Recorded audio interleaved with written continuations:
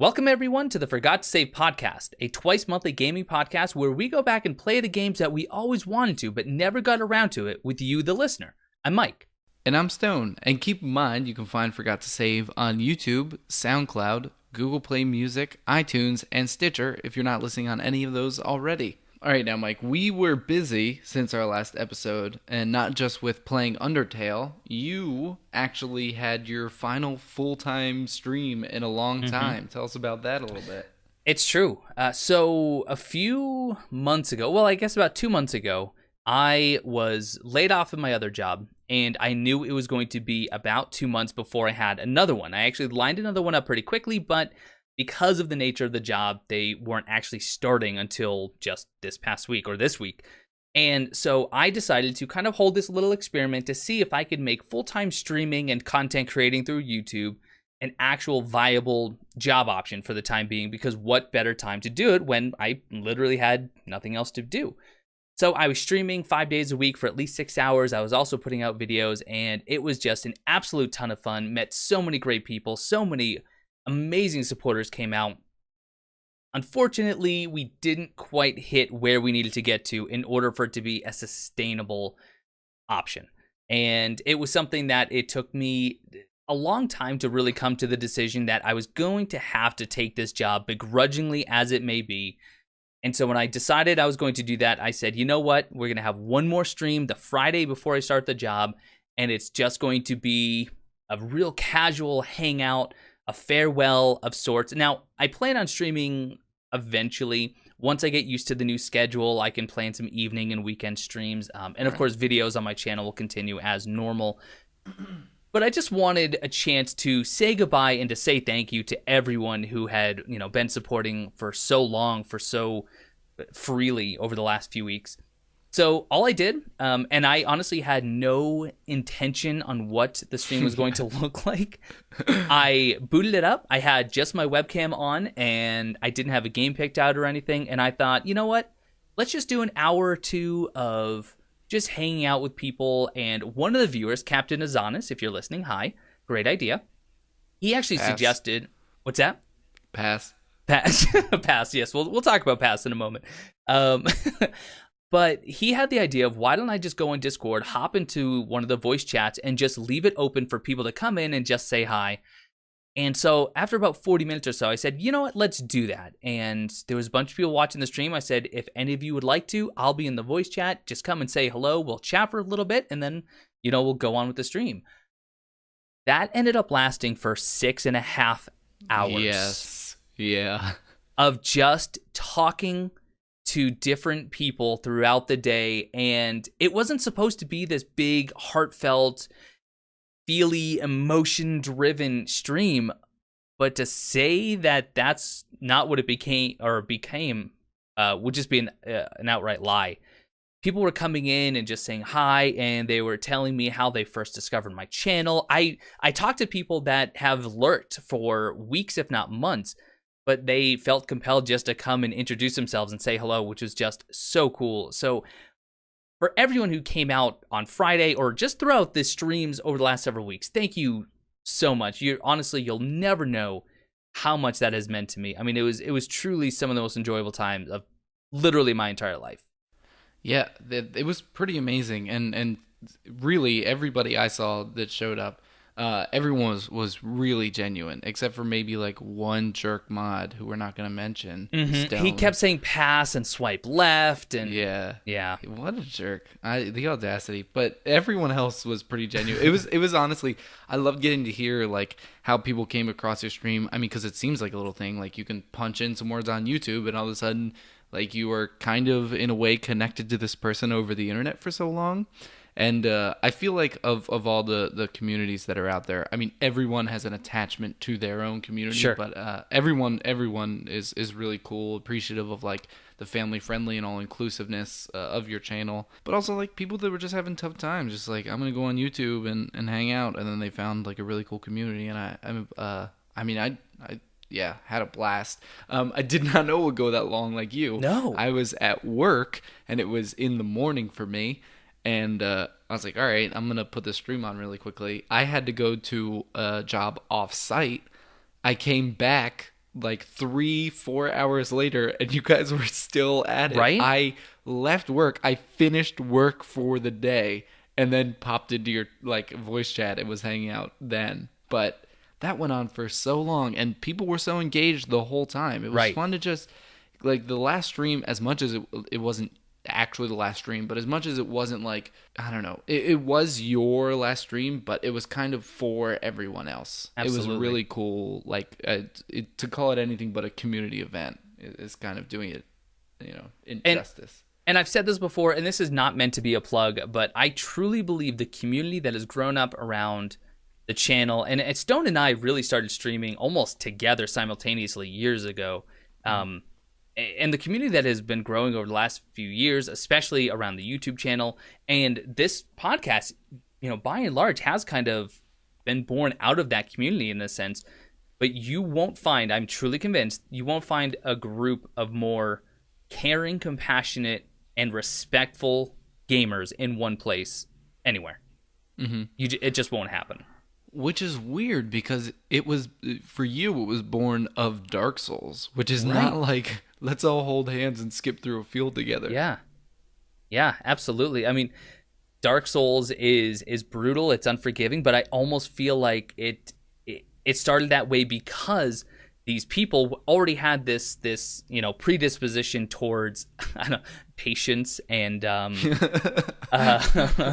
large pools of sanity, because it's such a brutal, unforgiving game. You either throw the controller down in frustration, or you go out and you seek other people that are in the same boat that can kind of commiserate with you, and that's where I feel like a lot of this community has grown up out of.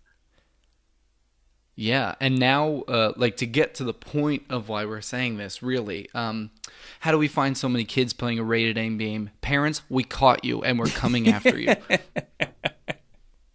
We actually work for the ESRB, and this has been a very long, slow sting operation. Yes, I have GameSpot, stop, I get them confused, on the phone, and they are not enforcing their policies. We are coming after you hard. Oh, swipe left. So for those of you that don't know,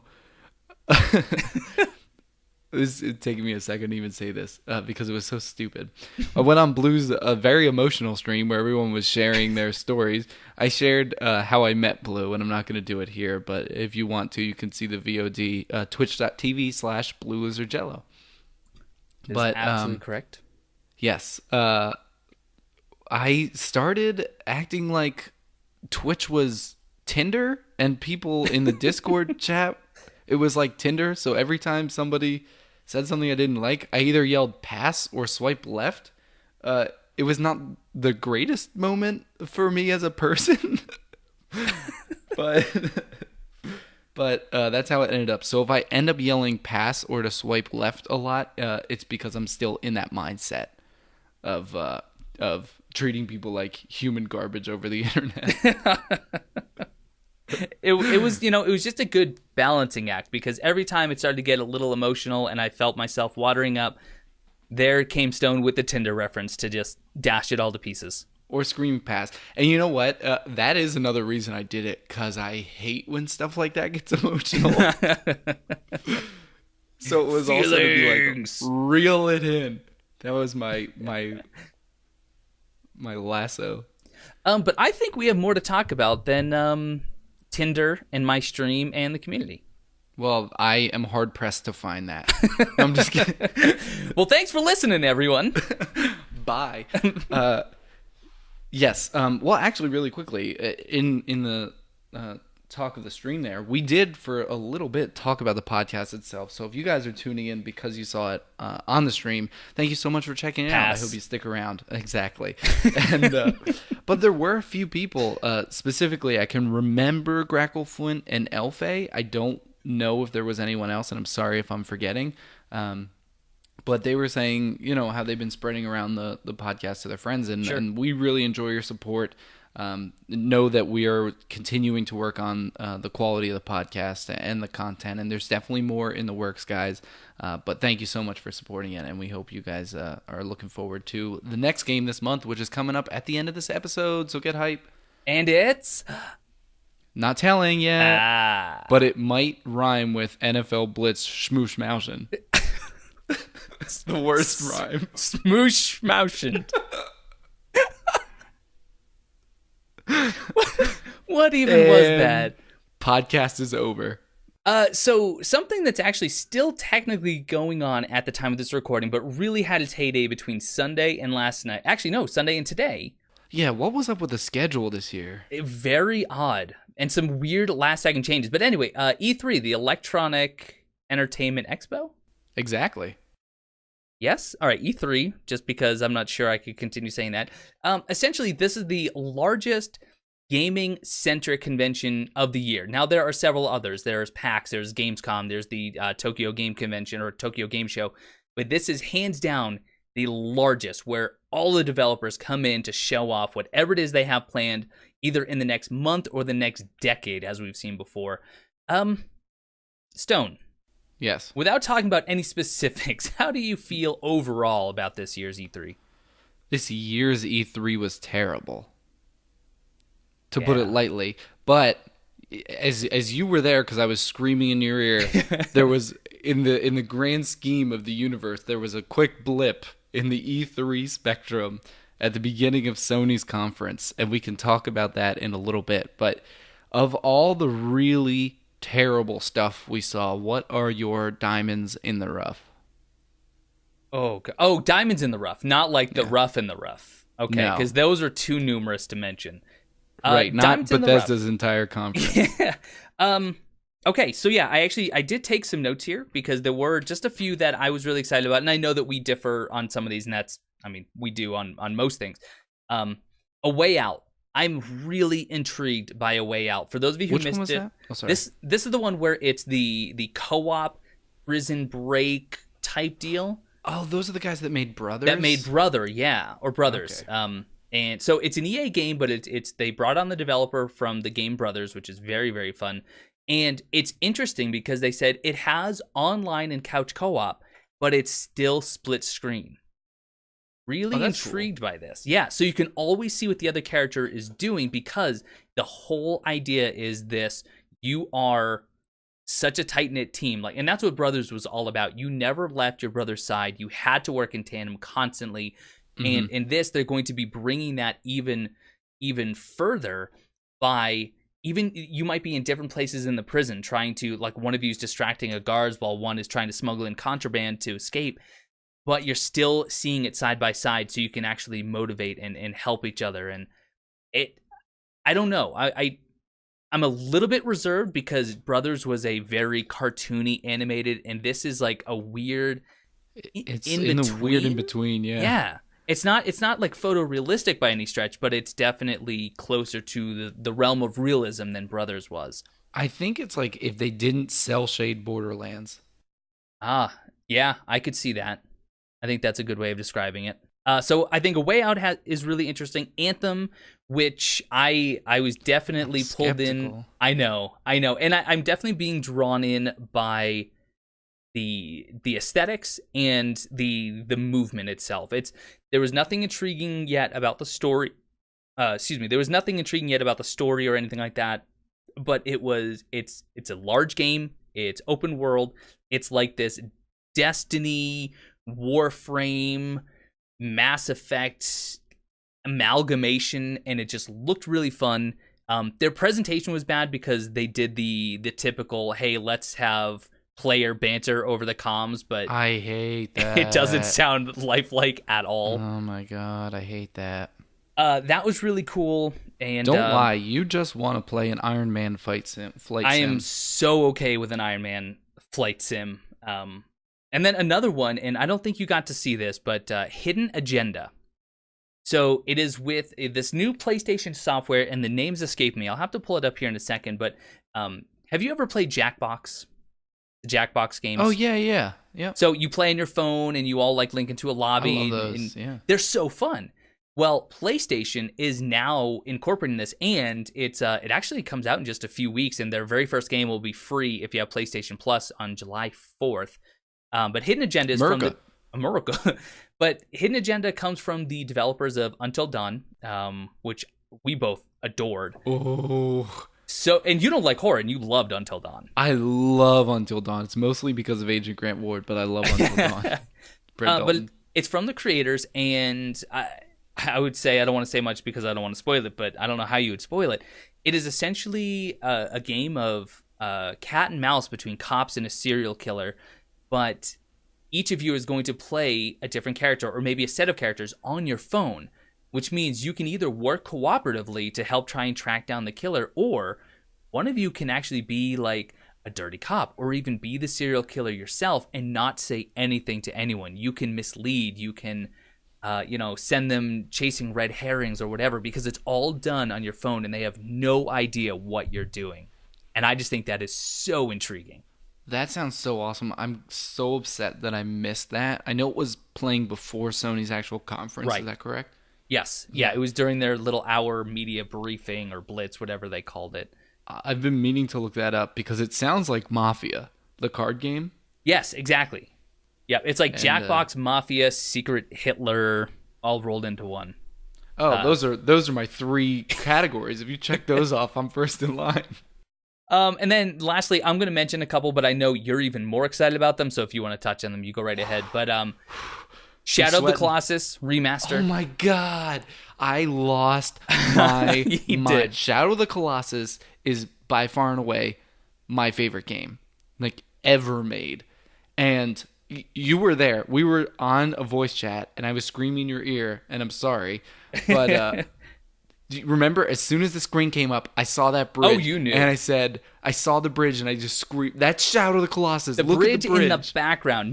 Nothing up close, nothing foreground, just there's little that whole bridge in the back. It's funny because that whole like temple was in the center, and it wasn't even like, oh, that's the temple from Shadow of the Colossus. The thing literally like on some of the covers. I was like, that's the bridge. And the way, I don't know if I've ever described it this way to you, but I've always described Shadow of the Colossus as my favorite game that I've never played. Oh, yo, I can think of a podcast episode coming up. That's probably a pretty good idea. Oh my god, I'll be euphoric. I was during that announcement. It started out, Monster Hunter showed up. It did not, like, we were talking and we were skeptic if it was even Monster Hunter. Right, we were guessing things like Tweak It In or stuff like that. Because it had the sword, and you immediately said, is this Monster Hunter? And I was skeptical. But then I saw the Jagia pop up, and I was like, this is it. This is Monster Hunter. This is happening. And there was still that doubt the whole time, but then the second they showed more of the enemies, we knew. Yep. And the second the carving came out, it's like, this is we were so excited.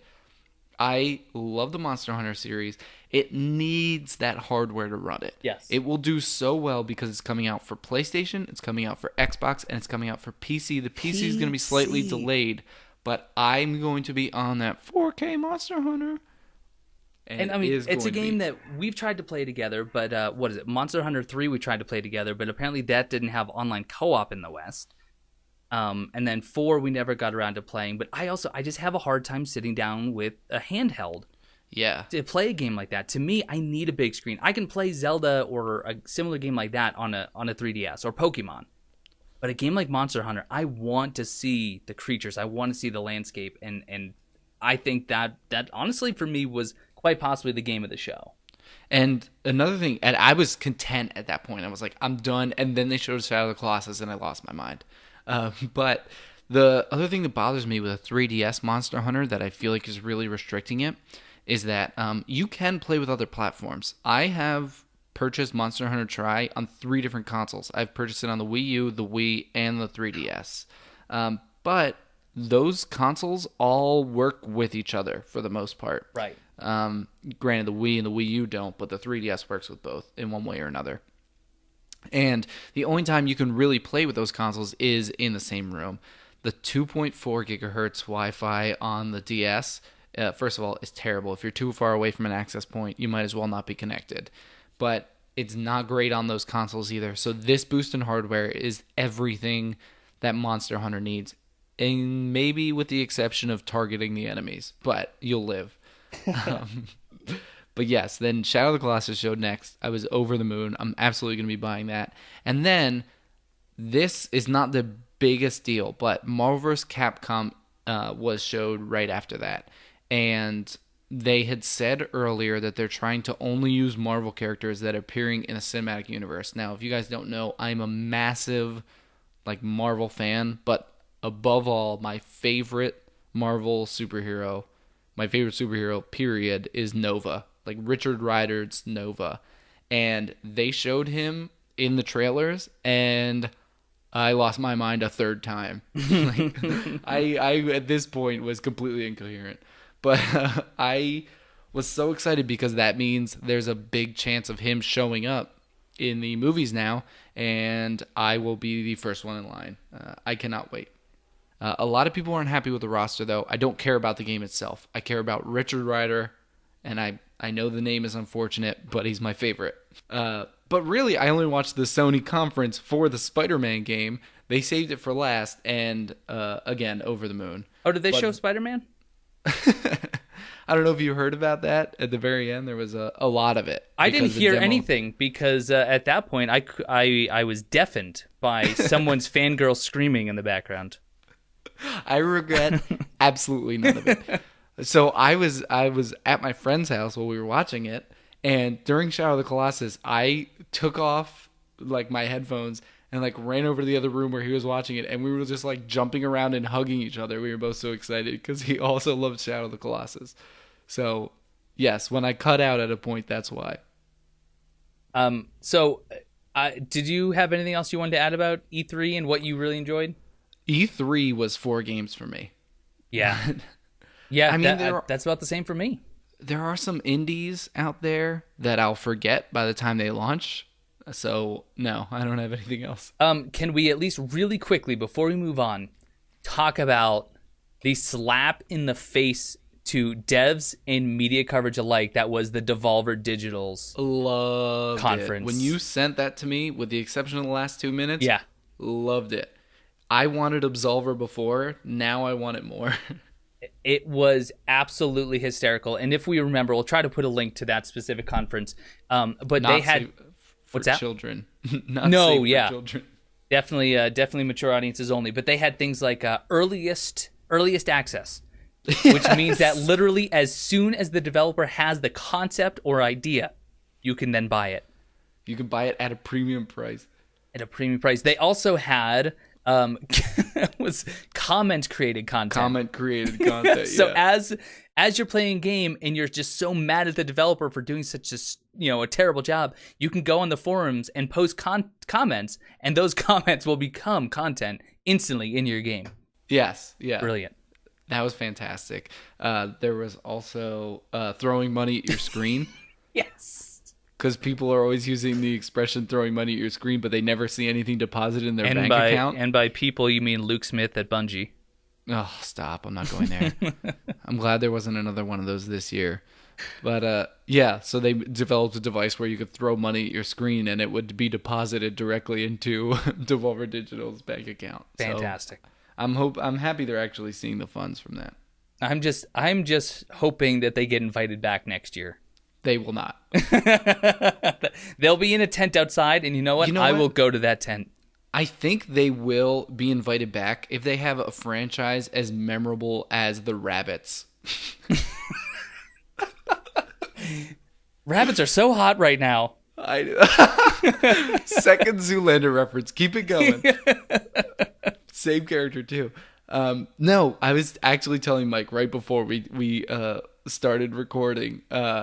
Imagine the pitch that it's they're going into it and Nintendo is approaching Ubisoft and they're like, we had a great idea for a game. We want to use Rayman, the Rayman franchise, and combine it with Mario. And they're like, oh, fantastic. It'll be such a great platformer. And they're like, no. We just want the rabbits. What? What is the thought there? That they're like, we'll only take the rabbits. Ignore every other Ubisoft franchise ever. I will say this. If we're still doing this podcast in a year's time, and I anticipate that we will be, I think we should strongly consider, you and I, possibly either going to E3 or just going to a gaming convention in general and doing live podcast style coverage. Right. Cosplaying as the rabbits, I'm anticipating, you can quote me on this, by E3 2018, everyone will be cosplaying as the rabbits, cosplaying as another character, because the rabbits will be in every other franchise. Overwatch, yeah, rabbits are coming. Look out. It's already been confirmed. Bloodborne and Rabbids comes holiday 2017. You know, I'm looking at a tweet from Phil Spencer at Microsoft right now. It's a new car for Forza, and it's just all the rabbits holding onto each other's legs and wheelbarrow style running around the track. This is the future. This is the future of gaming is rabbits. Remember it. So yeah, largely overall E3 really, really underwhelming. I mean, Microsoft had the Xbox One X, which I think is just a stupid name. Xbox One was a stupid name, and they're like, we can't stop the trend now. The train's What rolling. is it with Microsoft and naming / numbering? Because they find a child and they say, what do you like about Hey, can you count to 10 for us? 98, CE, XP, Vista, 7, 8, 10. But there is one thing we've been refraining from talking about E3, because we want to talk about it in its own, separate block here. But Shadow of War, because we both played Shadow of Mordor on this podcast, we both really enjoyed it. We were looking forward to the sequel. Now that we have more details, Mike, what are your thoughts?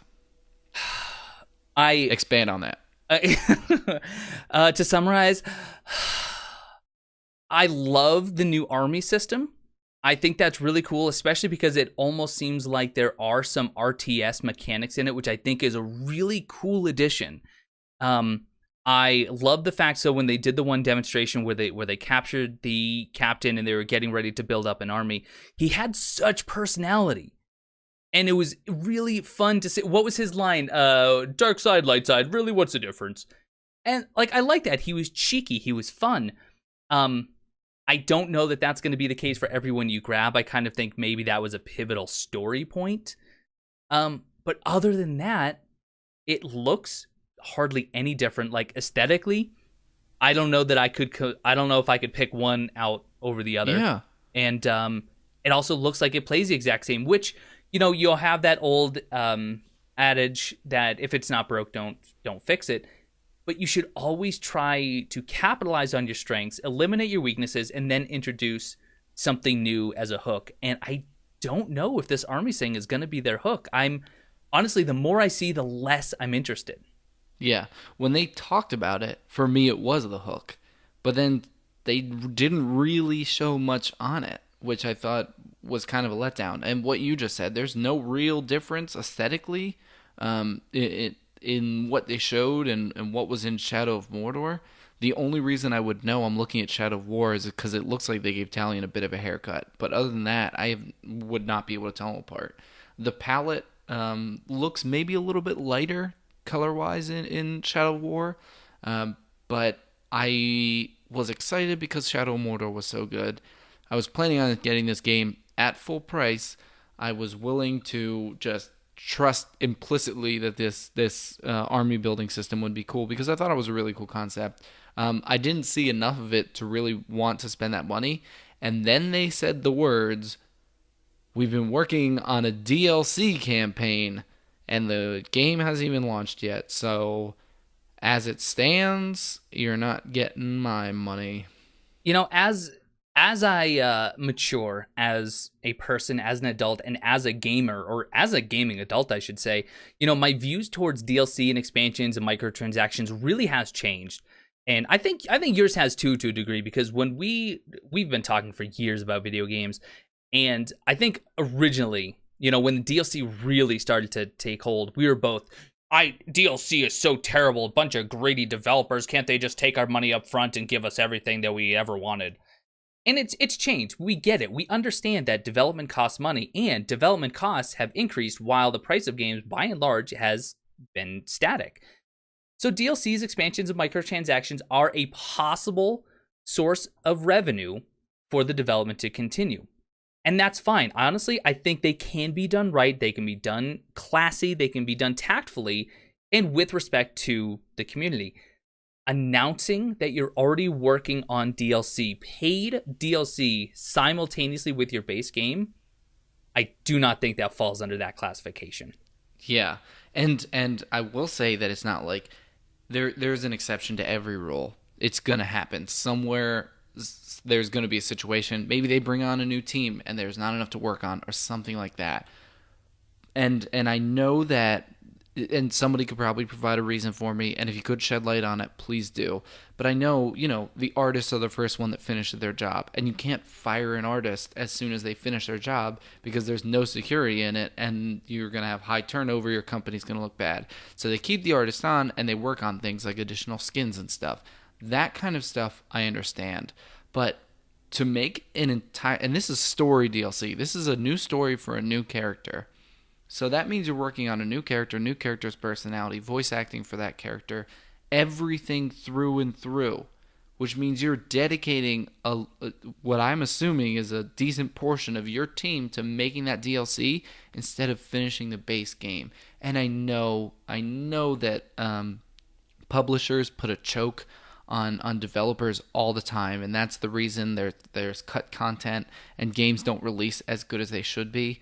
But you got to put your foot down somewhere. And if you don't speak with your wallet, then nobody's going to listen. Mm-hmm. So as it stands, no, I'm not going to be picking up Shadow of War at launch. If it gets some really phenomenal reviews, then I will change my tone.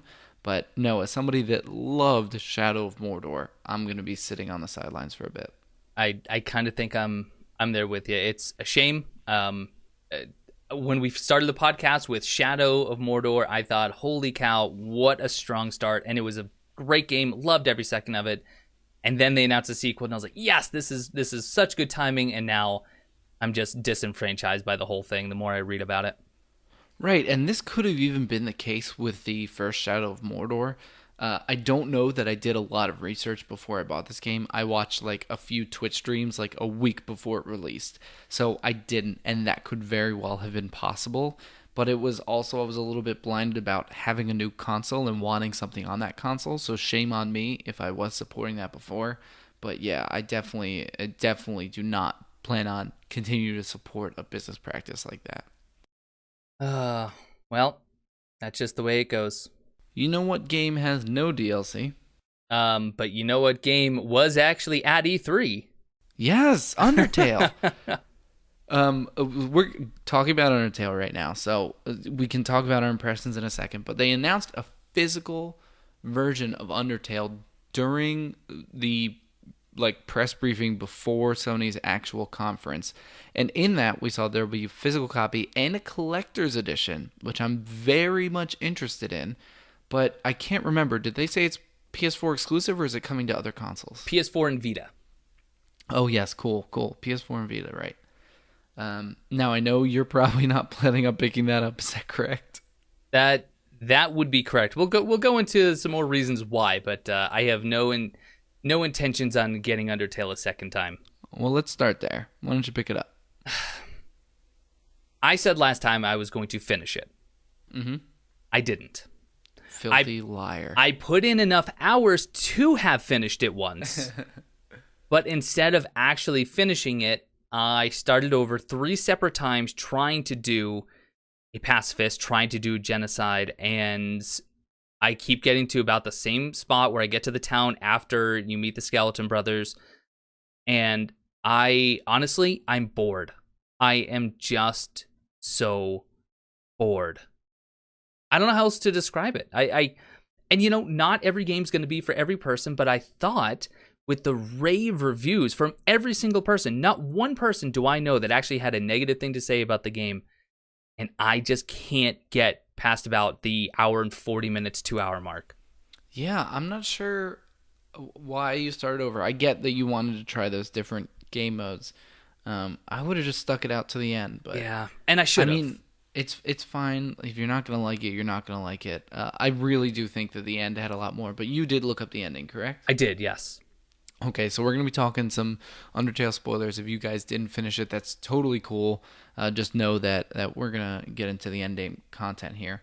So you actually stopped at Papyrus, correct? Correct. Okay, and you've done all 3 versions of him then, right? Well, I guess 2. Yeah. You either spared him or you killed him. Right.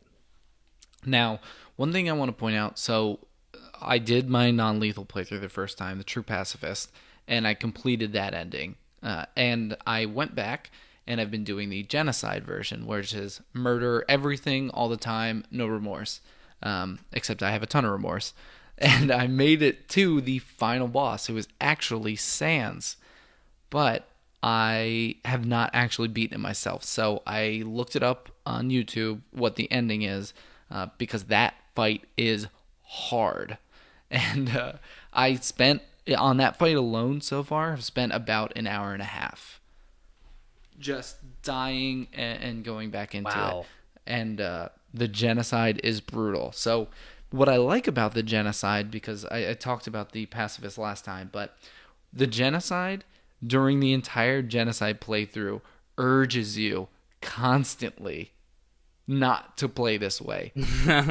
Every NPC says it, and you feel terrible about every single decision you made, but it metagames you so hard. Like, Flowey was already kind of representative of a version of the player, you could say. But when you play Genocide, you're learning more of Flowey's story, which is cool because it's telling a different story than the pacifist playthrough. The pacifist playthrough, you're being a part of the world, you're learning about all these different characters in it, and Flowey is someone who kind of seeks to upset that balance. But when you play Genocide, what you have to do is kill a certain number of enemies in an area because there is a population of monsters that exist, and you need to kill all of them. So you finish a set number of random encounters. So I believe in the beginning, before you even fight Toriel, you have to kill 20 monsters. And then after you kill all 20 of those monsters, an encounter will pop up, and then there's just a text box, and it says, "But nobody came."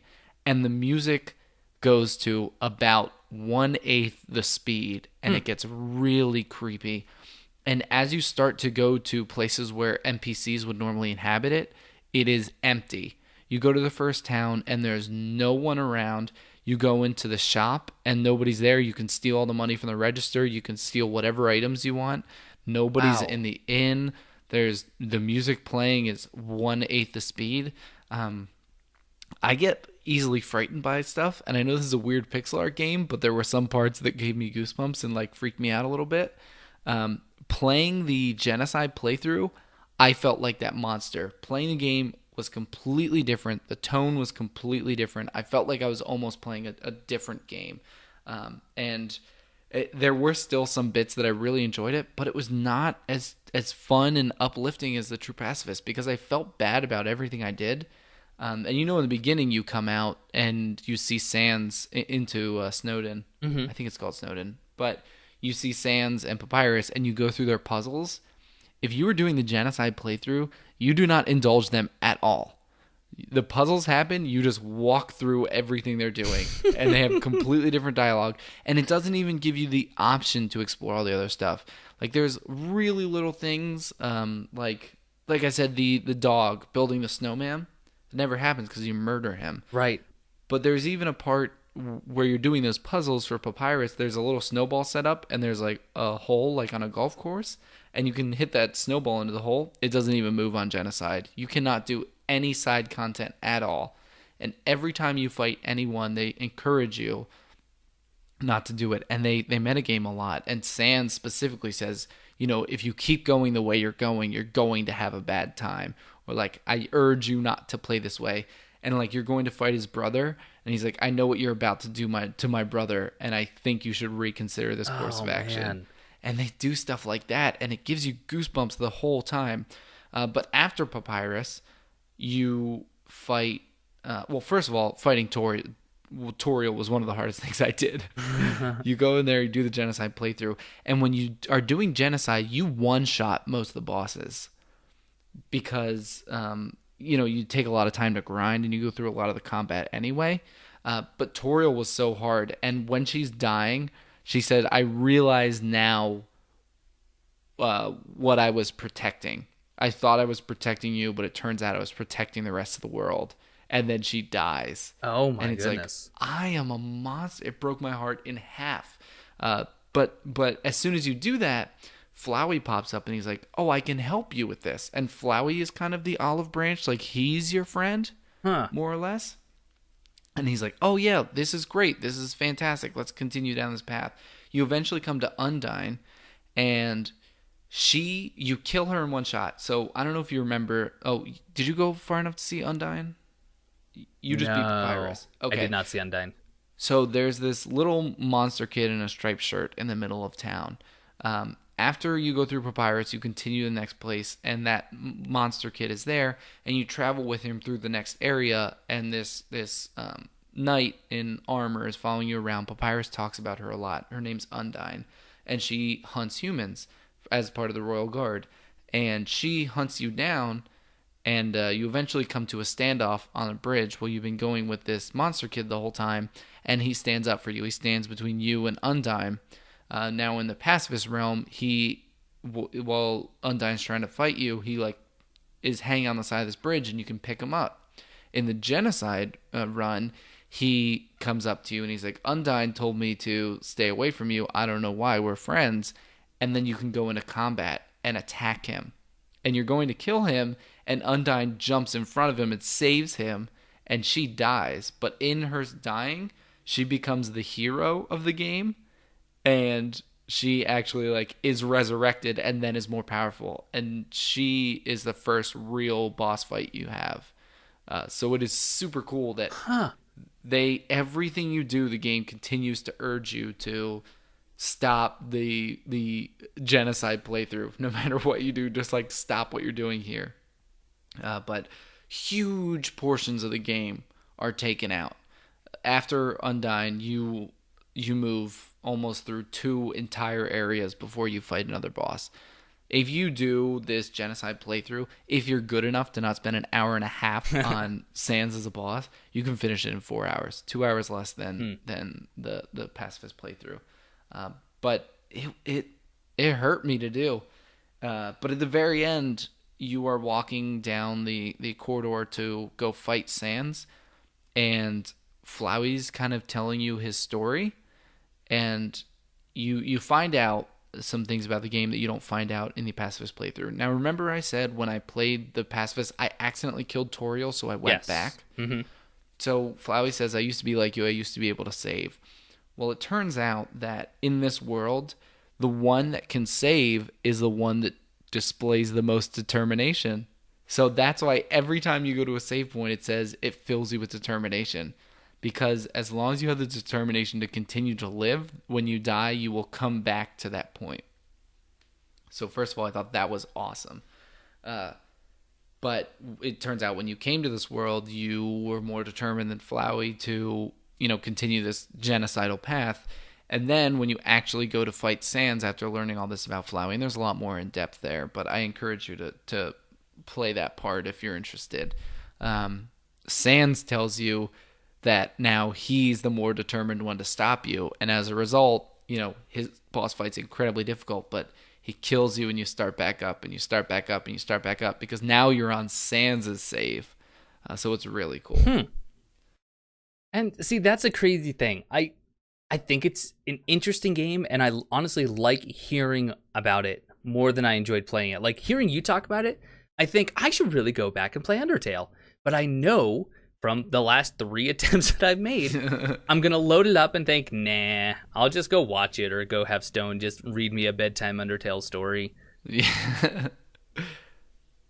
I don't know. And I kind of really touched on everything I wanted to say last time. It's the aesthetics, the art style does nothing for me. The battle system is, I guess, kind of a game, although I think Minesweeper has more mechanics than this game had. I'm going to interject really quickly. We were talking about Grackleflint. In Discord, he actually said a comparison that I love. He compared Undertale's battle system to WarioWare meets Zombies Ate My Neighbors, which I thought was really funny. He just Zombies Ate My Neighbors was kind of a blanket bullet hell game that he used, but WarioWare Inc. and a bullet hell is a great way to put it. But sorry, continue. No. I appreciate what they did, and especially for obviously the incredible amount of people that played and loved this game. They obviously did something right, but you're not going to please everyone every time, and this, for me, just missed the mark. Right. And it stinks that at this point you've put at least 4 hours into it, if not more. And I want to tell you, like you had to just get over this hump, but you already dedicated the time. I can completely understand that this it just isn't the game for you, and that's Right. fine. But I do encourage anybody that hasn't tried restarting it 3 times.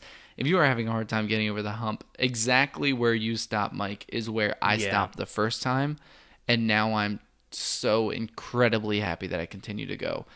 And doing the genocide playthrough has broken my heart. There were times where, I feel so bad hurting and murdering these characters. Like all the dialogue, every time you come and you kill a different character, the dialogue is heartbreaking. Mm-hmm. And there, when you're fighting Sans, he even says something like, I feel like maybe one time we were even friends. Like, try to remember that. Try to think about those feelings because I know we've met before and stuff like that. And it's like, oh, Sans, my heart's breaking in half. But there were seriously times where my heart sank. I forget what it was, but there was something Sans says about Papyrus right before you go and kill him. And everything they do, it breaks my heart. There is a little spider boss too named Moffat, and when you kill her, because again she's another one shot, but a little spider comes out on screen because she's like the spider queen. A little spider comes out on screen with a flower and just places it where she died, and then he starts to walk away, and you see him stop, and like the sprite obviously can't turn, but like in my head he like turned around and it was like really sad. It was so sad. Like playing through that genocide, don't ever do that. Don't do that to yourself. Don't do that to these characters. Please play the true pacifist. It's the only way to play the game.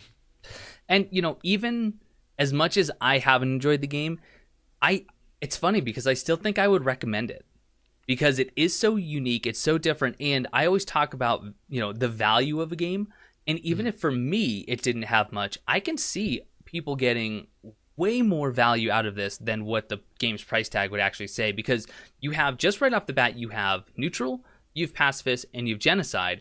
But as I was reading about it, there's more to it, even though they're only subtle. Once you have done a genocide route, you actually can do soulless genocide and soulless pacifist after that. Yeah. So there's technically, and again, even though those are only subtle differences, there are technically 5 different playthroughs that you can do of this one game for, what is it, normally $10. Yeah. Yeah. Very impressive.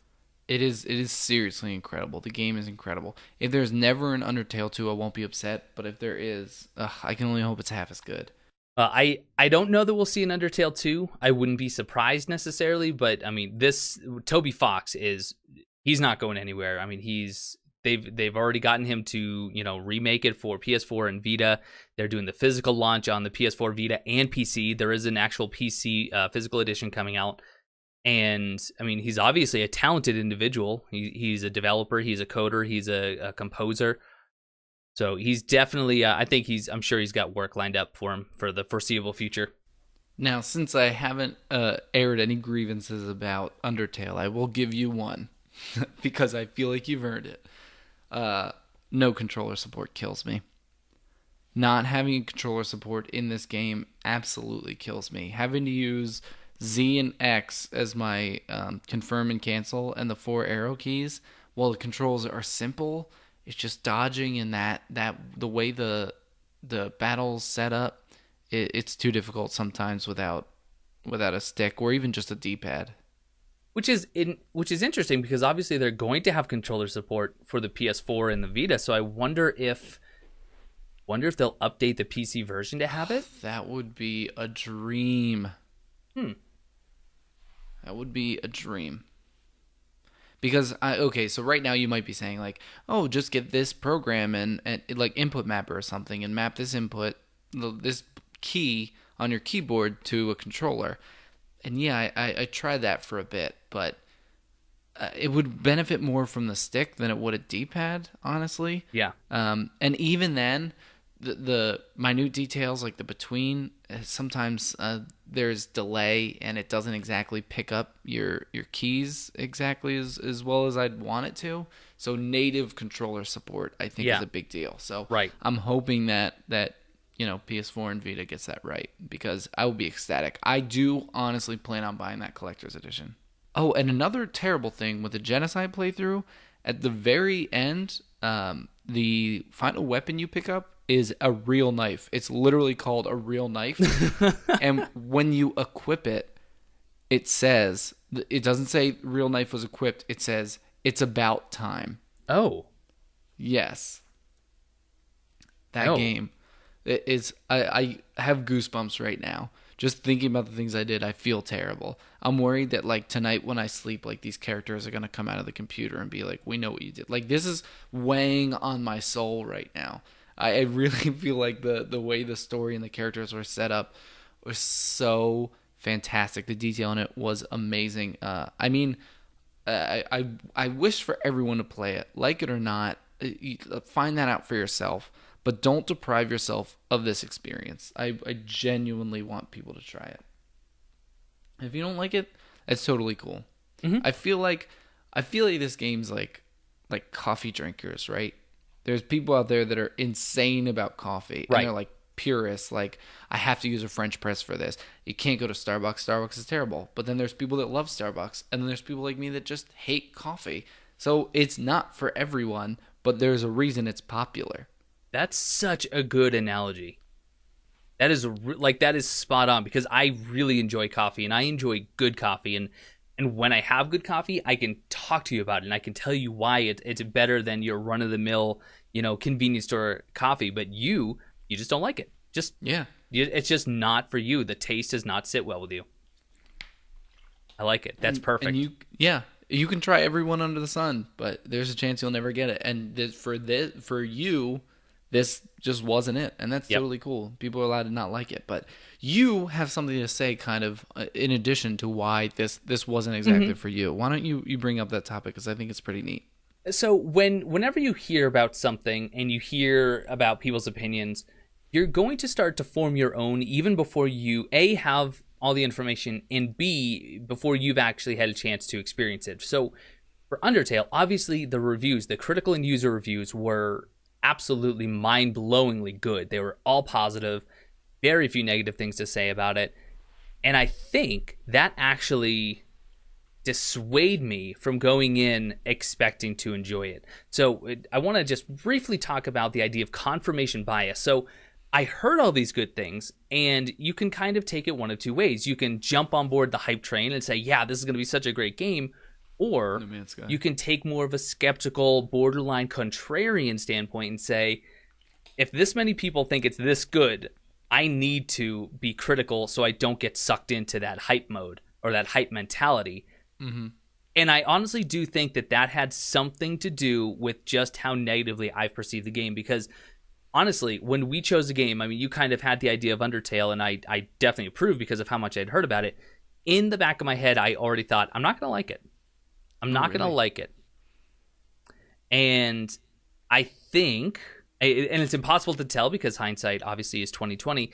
I do truly believe that because of the hype and because I took this skeptical stance, I do believe that has impacted me, because it's reaffirmed the biases that I already had going into it. And that was, the art style is lackluster. The gameplay looks boring. The characters don't look like they're people or they're creatures that I would engage with. And those are the points that I feel myself walking away with, only I'm holding on to them even stronger now. Right. I don't know if you experienced like the opposite, or... In Undertale, I don't really have that experience I could speak to. I was recommended this game a long time ago by people whose opinions I trusted, because I grew up and we played a lot of the same games. So to an extent, it could have been a factor then. I honestly can't remember. But I know that has been a factor in other games, if we're talking games specifically recently. And I think Breath of the Wild is one of those. All the 10 out of 10 reviews that came out, And having seen the gameplay and stuff they were showing at E3 a long time ago, I really thought that Nintendo was finally just making Skyrim their version, and I did not really see a lot of the greatness that people were hyping themselves up about. And I was critical, I was skeptical, and when it finally released, I reaffirmed a lot of those things that I already had already set in my mind. I wouldn't say that I wasn't willing to see I was wrong on those, but it started out as a bigger hill to climb. And as a result, even if I got Breath of the Wild for free tomorrow, I don't think I would enjoy the game as much as I could.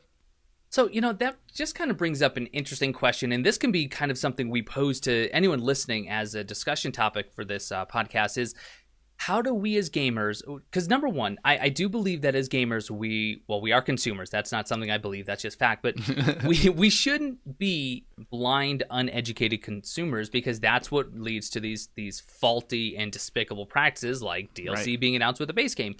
Yeah. But how do we become educated, conscious consumers at the same time not fall into the pitfalls of confirmation bias based on either the hype that's presented or the reviews that we even know, by and large, that reviews are heavily biased, and often they're bought and paid for. Yeah. And if I can have the opportunity to score some brownie points here, my girlfriend is a social worker, and she says oftentimes when they are in class, they're constantly reminded, you don't have to abandon all the bias you have. You just have to be aware of them. Now I could be completely wrong, and she'll call me an idiot, and then I never listen. So I'm going up on a leap of faith here, but I think the short answer to your question that you just posed, and while I look forward to hearing more people's answer in depth, is that be aware of your biases and do your research. When these games were coming out a long time ago, you bought these games based on the box art. Or if you couldn't afford Game Informer or Nintendo Power, you didn't know about these games. So you went off what's on the back and the box art. But now that's not an excuse anymore. The example I gave earlier where I was so blinded by having a new shiny console that I went out and just bought Shadow of Mordor based on one stream, I didn't do any research. They may have created DLC before that game launched. And, as a result of me not doing any of that research and staying uneducated to this, I could have given them that check that said, oh, people are going to buy the game even if we announce DLC, so who cares? Right. And I could have contributed to the problem.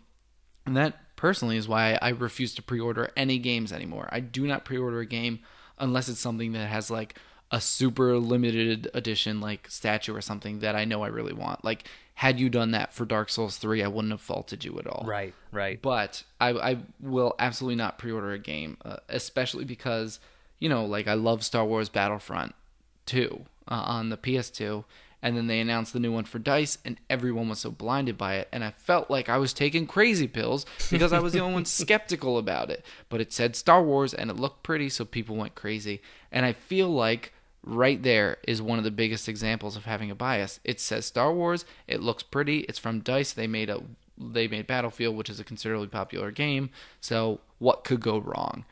They didn't do the research, they didn't look up the gameplay and reviews ahead of time, they just rushed into it. So yes, I look forward to hearing what people have to say about this. Absolutely. Besides Undertale, has that happened to you recently? What's funny is that you bring up Breath of the Wild, and your negativity towards it actually makes me want to play it that much more. How dare you? Well, but no, it's interesting because it's honestly, I see it as another bias because I almost, in my head, you're wrong. And I'm just going to be completely transparent.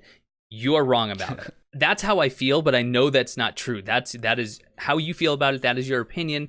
So obviously you can't be wrong about it, but in my head, you're wrong. And I want to play it so I know, so I can confirm that you're wrong about your negativity, which is just me saying I want to confirm my bias. Right. So now I think I need to find a way just to play it just for a little bit, just to see if I can put the biases aside, or at least like you said, and like your girlfriend said, be aware of them as I play to see if I can see your point, or if I'm still going to just be that stubborn, no, Stone is wrong about this. This is the greatest Zelda, Skyrim, Dark Souls hybrid that has ever been. Right. And I as a person, am pretty cynical about stuff. So I know going to games, I'm the opposite. It's like everyone's hyped for this game, but this is the reason I don't think it's going to be good. And E3 is the worst time for me because it's only trailers, and they want you to buy these games based on trailers. But something like Anthem that comes out, they show the pretty flashy stuff, but where's the depth? And I'm very critical of that. And as a result, I don't follow that development. I don't look at any of the gameplay until it comes out and gets really great reviews and people don't stop talking about it. And that's just erased from my mind. So I feel like I miss out on some of those experiences, maybe a little bit more extremely than other people are, because I think I'm cynical about everything. But I think having that healthy medium where, yeah, I want to prove someone wrong, but I also want to enjoy this experience for myself is kind of the way to be. And, I think you've always kind of been that anchor for me. There's been times where I have started to purchase my ticket for the hype train, and you've kind of tempered that expectation, be like, well, are you sure? Because I saw this, and that. And it's always been a good mix. We don't always agree. In fact, there are many times we don't, but there's always been this good give and take and this good balance that we have, I think. I want to put it on record that there was a period of time where one of Mike's most anticipated games was No Man's Sky. And Sony had an E3 conference, and this game was about to launch. And all that they did is was all have the a time we live have for this orchestra. podcast. Thank you all so much for listening. If you just have a live orchestra instead of gameplay, red flags are going off in my head. So that's when I was like, I got to reel him back in. He's not wasting his money. I was so excited. Yeah, so I'm glad we reeled you back in. But speaking of reeling people back in, I think that's about as much time as we can put to that, because we have a new game to announce.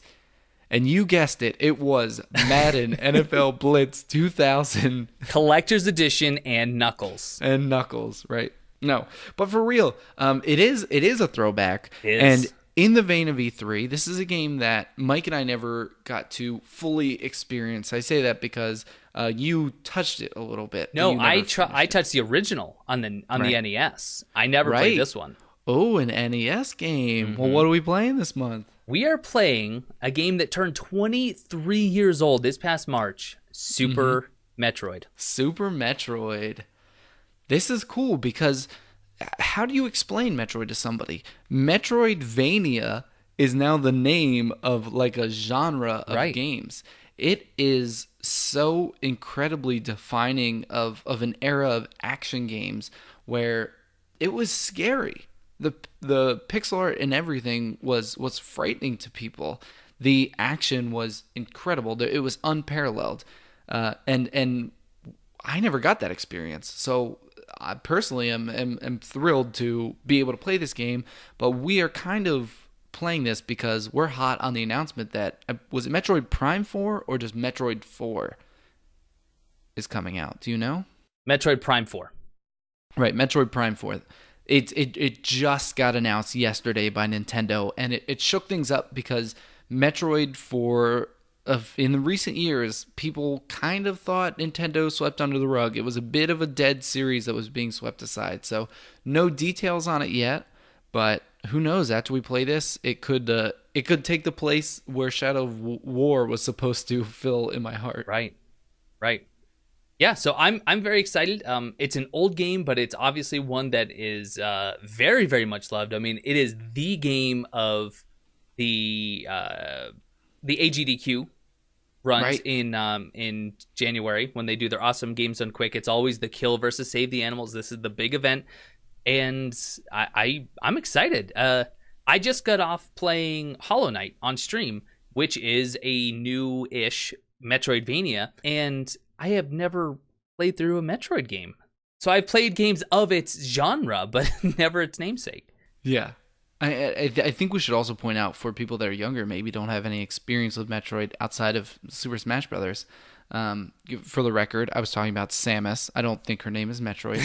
But how does Metroid crawl? It's a 2D side-scrolling.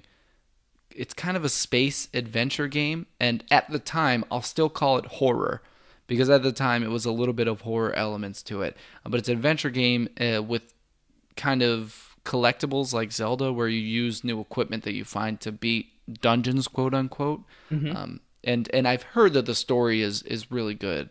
So, granted, this is the second game in the series, so we're going to have to do a little bit of backstory, not having that there. But it's an NES game, so I'm sure we'll be okay with the lore. But another reason I'm excited, and this is, some people might say it's a silly reason, but this was really, as far as my memory goes, like the first, and in my head, the like female protagonist. Samus is like the poster child for like empowered women in gaming, if you ask me. Mm-hmm. Yeah, that's a good point. I'm sure we're gonna have a lot to say on that as we actually play through it. But yeah, we'll have to do some digging. She might be one of, at the very least, if not the earliest. Yeah, as far as my memory, and this wasn't really my era. I'm an N64 kid. This is more kind of in your vein, but I'm very excited. This is pretty much available on any Nintendo console because they continued to port it up. so I'm not 100% sure what I'm playing on. I might play it on the Wii U, so I'll let you know what I end up doing. But maybe I'll break out a SNES because I do have this game handy at a friend's house. So, well, any closing thoughts on anything we've talked about? E3, Undertale, Metroid. No, I love Undertale. I am going to continue to do the post game content on my pacifist, and I do plan on beating the genocide, even though it's breaking my heart in half. It's a phenomenal game. Thank you so much, Toby Fox, for making it. Thank you, everyone who kickstarted. I'm so glad you were able to give me this experience, and I hope you guys playing along had the same. And you know what? If your experience was closer to Mike, I don't fault you for it. It's not for everyone. I just hope you had a blast playing along with us because, you can vent your frustration with somebody. If you don't like it, let us know. Again, you can find all of our discussions on facebook.com/forgottosave, as well as the Discord link that is available in all descriptions on anywhere you're listening, whether that be YouTube, SoundCloud, Google Play Music, iTunes, or Stitcher. Look for the description and find all the discussion there. As always, this has been the Forgot to Save podcast. Thank you so much for listening. I've been Mike. And I'm Stone, and we'll see you guys next time. Bye.